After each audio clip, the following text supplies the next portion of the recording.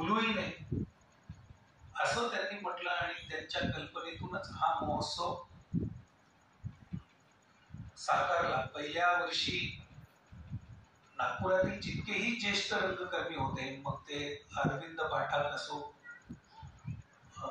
रमेश आंबेकर असो, मदन गडकरी असो, आत्ताच काकांनी ज्या वाटाणे सरांचं नाव घेतलं ते वाटाणे सर असो, जे आजच आपल्याला सोडून गेलेले आहे, की इतर कुठलेही ज्येष्ठ रंगकर्मी असो, त्या सर्वांचा आपण सत्कार केला आणि आमच्या लक्षात आलं की याच रंगमंचावर त्यातले जवळपास अर्धे रंगकर्मींच्या डोळ्यात अश्रू होते.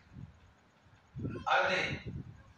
कारण नाटक सोडून त्यांना जवळपास 20-25 वर्ष झाले होते आणि नवीन पिढीला माहीत नव्हतं की हे अश्रू बघून आम्हाला सर्वांना एक उभारी आली आणि हे या महोत्सवाचं 4थं वर्ष आहे. हा महोत्सव आपण सर्व जे सत्कार मूर्ती आहात त्यांच्यासाठी आहे. आपल्या गौरव करणे हा आमचा त्यामागचा मुख्य उद्देश आहे. आणि महोत्सव म्हटलं की सगळ्यात महत्वाची बाजू येते ते म्हणजे आर्थिक बाजू. आणि आमची शाखा नवीन आहे आणि आम्ही काहीच मोजक्या लोकांकडे जात असतो. यावर्षी जीएसटी कमी झाला तरी लोकांच्या खिशातून पैसे निघत नाहीये. ही एक वस्तुस्थिती आहे. आपल्यापैकी कुणालाही या महोत्सवाला देणगी द्यावीशी वाटली तर आमच्या कोषाध्यक्षा मंजुश्री डोंगरे इथे आहेत. त्यांच्याकडे नागपूर केंद्रामध्ये प्रथम क्रमांक मिळालेला चंद्रनंदिता ढवला या नाटकाला मुंबईलाही प्रथम पारितोषिक हे नागपूरच्या एका रंगकर्मीने मिळवून दिलं. त्याचा आम्हाला नेहमी सार्थ अभिमान आहे. आणि त्यानंतरही वराडी माणसं, नयन केले जादूगार या तिन्ही नाटकांना त्यांच्या प्रथम पारितोषिक मिळालं. आणि मित्र हो, हे पारितोषिक नंतर 27 वर्ष आम्हाला कधीच मिळालं नाही. आणि 28व्या वर्षी नागपूरच्या एका रंगकर्मींनी ते प्रथम पारितोषिक मिळवलं. ते म्हणजे आमचे परमस्नेही प्रकाश डोंगरे. हे पारितोषिक मिळवल्यानंतर अगदी 2-4 वर्षातच एका कॅन्सरच्या दुर्धर रोगाने प्रकाशचं निधन झालं.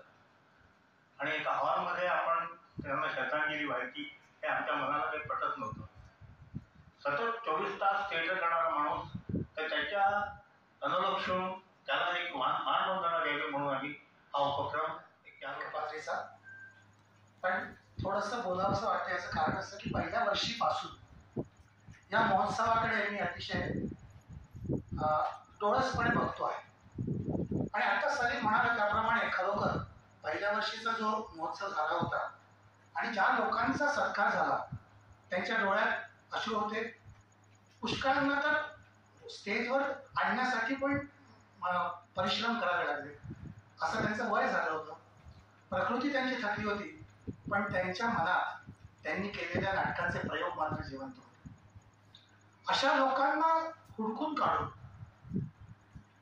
हा त्यांचा सत्कार करण्याचा जी कल्पना महानगर शाखा, राजाराम सीताराम वाचनालय या संस्थांनी आणि व्यक्तिशः सलीम शेख आणि बाबू चनाखेरकर या लोकांनी जी मांडली ती खरोखरच स्पृहणीय आहे.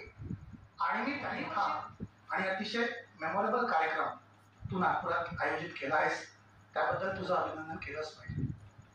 आपण पुष्कळदा आपल्या माणसांचं कौतुक करण्यात थोडंसं कोताही बरतते.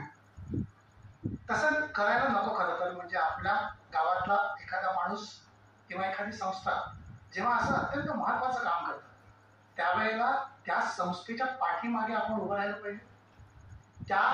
ज्या मंडळींनी हा सगळा डोलारा पेललेला आहे त्या लोकांचं वैयक्तिक कौतुकही आपण केलं पाहिजे. पुष्कळदा आपण त्यात कमी पडतो. आणि मला असं वाटतं की सलीम शेख आणि बापू चनाखेरकर आणि त्यांचे सगळे सहकारी या लोकांनी हा जो घाट घातलाय स्मृतिशेष नाट्य महोत्सव नागपुरात सादर करण्याचा, तो अतिशय महत्वाचा आहे. त्यामागची त्यांची जी भावना आहे की दिवंगत रंगकर्मींना आठवण. प्रकाश डोंगरेचा उल्लेख झाला. मागे सुद्धा असताना जे काही श्रम करता किंवा ती भूमिका सातत्याने आपण जी जगत असता, कारण नाटक म्हणजे एक जगणंच असते. शंखपाळेजी, संयोजक कुणाल गडेकरजी, या सर्वांना सुद्धा मी खूप खूप धन्यवाद देते.